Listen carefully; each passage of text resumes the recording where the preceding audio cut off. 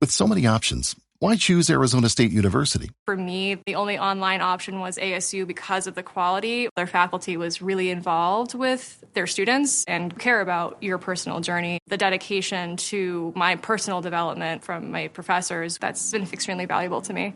Earn your degree from the nation's most innovative university. Online. That's a degree better.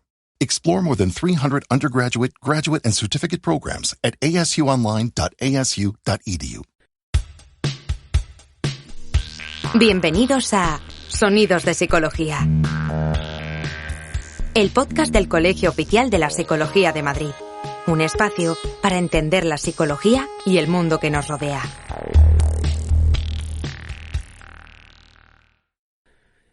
Muy buenas, bienvenidos a un nuevo programa y, en este caso, una nueva temporada de Sonidos de Psicología, el podcast del Colegio Oficial de la Psicología de Madrid.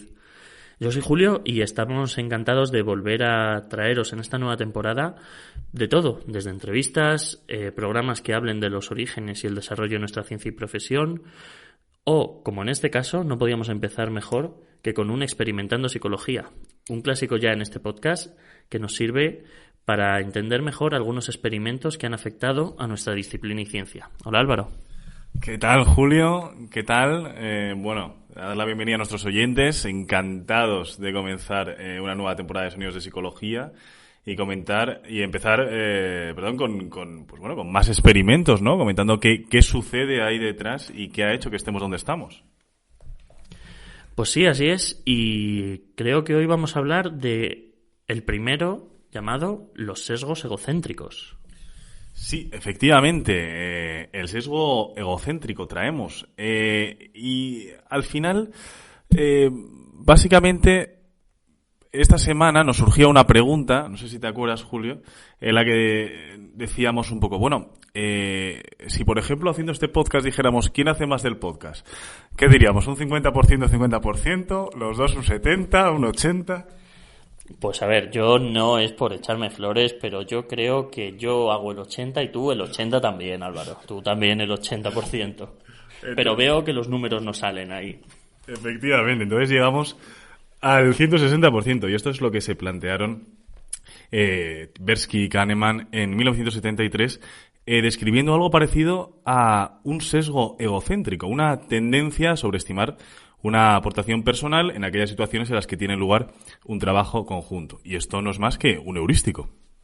Un heurístico. Explícalo un poco para la gente que quizá no entiende del todo qué concepto es. Pues un heurístico básicamente es una especie de regla simple y eficiente que utilizamos para tomar una decisión rápida cuando, tenemos información un poco compleja, ¿no? Sería como una especie de atajo mental. Vale, una manera como de no pensar y tomar la decisión más rápida o la mejor. Claro, es como, por ejemplo, el heurístico de disponibilidad, que tiene mucho que ver con este sesgo egocéntrico. ¿El heurístico de disponibilidad qué es exactamente? Pues, por ejemplo, si yo te pregunto ¿qué animal crees que es más peligroso? ¿Los tiburones o los elefantes? Pues los tiburones, ¿verdad? Claro, pero si realmente miramos los datos, los animales más peligrosos son los elefantes. ¿Qué pasa? Que tenemos más información acerca de los tiburones. Nos salta antes, en la memoria, todas esas películas que hemos visto, ¿no? Todas esas imágenes, todas esas noticias. Entonces, claro, como esa información está más accesible y más disponible, al final tomamos la decisión de decir tiburones antes de pensar más allá. Vale, o sea que cuando en mi cerebro, por decirlo así, busco qué información tengo para poder responder esta pregunta, mi cerebro coge el atajo de aquella que esté más reciente o más accesible, ¿no? Eso es, esa información más disponible. Y esto es lo que se plantearon Tversky y Kahneman. ¿Esto entonces podría afectar a este sesgo egocéntrico? ¿Por qué a veces las personas, cuando hacen un trabajo, todos piensan que han hecho más de lo que realmente han hecho? Vale, esto tiene que ver como cuando estudiábamos, o fuese en el instituto o fuese en la universidad, y había que hacer un trabajo en grupo y todos pensaban que habían hecho tanto, aunque todos sabíamos que no era así. Efectivamente. Y en este artículo, Tversky y Kahneman lo que hacen es poner a prueba y ver si realmente existe este sesgo egocéntrico. Es decir, cogieron a 36 matrimonios Y lo que hicieron básicamente es decirles, oye, ¿quién hace las tareas de casa? ¿Qué porcentaje hace cada uno de la tarea de casa?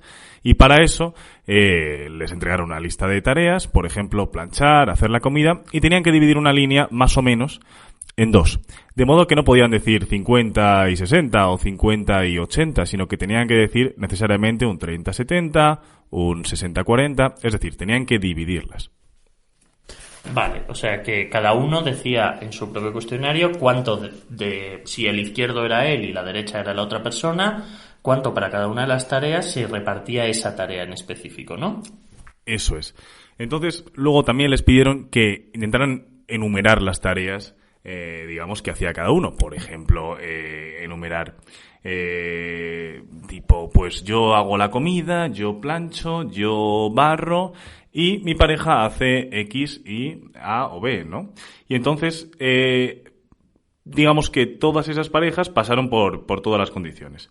37 parejas de participantes. ¿Qué crees que pasó? Bueno, pues que probablemente en aquellas tareas en las que ellos decían que eran los principales responsables se daban más, pero en aquellas que ponían que eran los que menos se daban tan poco como les darían a sus parejas. Eso es lo lógico, ¿no? Lo que debería haber pasado. Pues es extraño que realmente puedas tener un sesgo en ese sentido conviviendo con tu pareja constantemente, ¿no? Sabiendo perfectamente más o menos quién lo hace y quién no lo hace, a pesar de que son muchas, ¿no?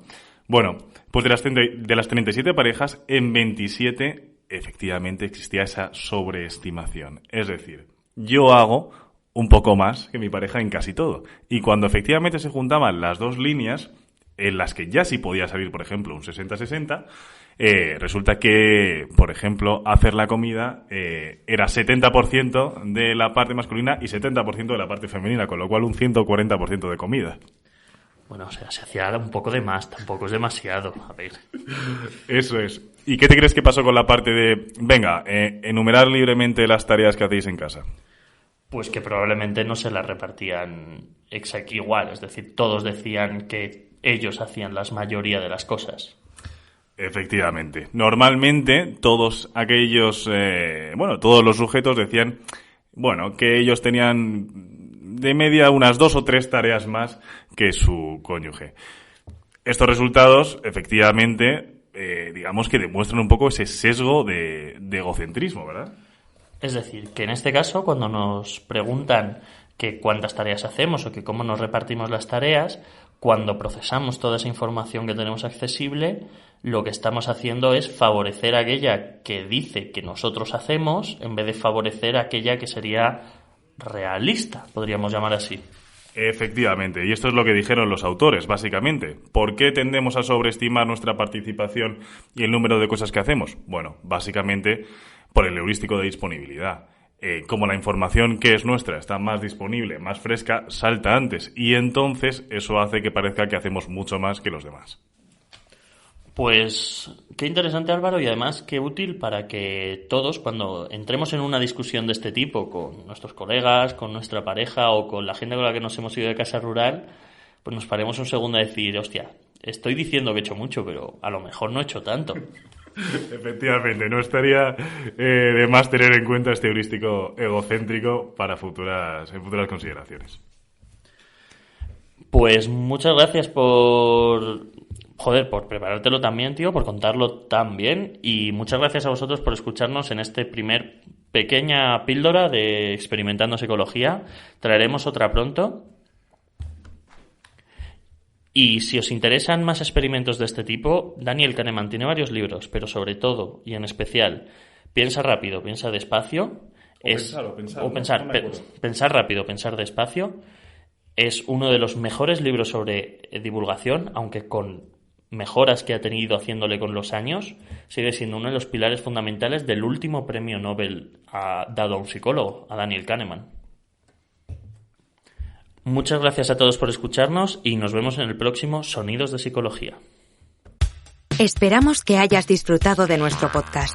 Puedes acceder a todos los contenidos a través de iVoox, Spotify, Apple Podcast, Google Podcast, canal YouTube y en la web del Colegio Oficial de la Psicología de Madrid. Te esperamos en el próximo episodio de Sonidos de Psicología. Every lottery ticket purchase keeps education in our state moving forward. In fact, the lottery has raised more than $200 million for state school buses to get our students to school safely every day. Then, the lottery helps those students go even further in their education by funding the Life, Hope, and Palmetto Fellow Scholarships. So remember, when you play the lottery, you're keeping South Carolina students on the road to success. Learn more at sceducationlottery.com/betteryou.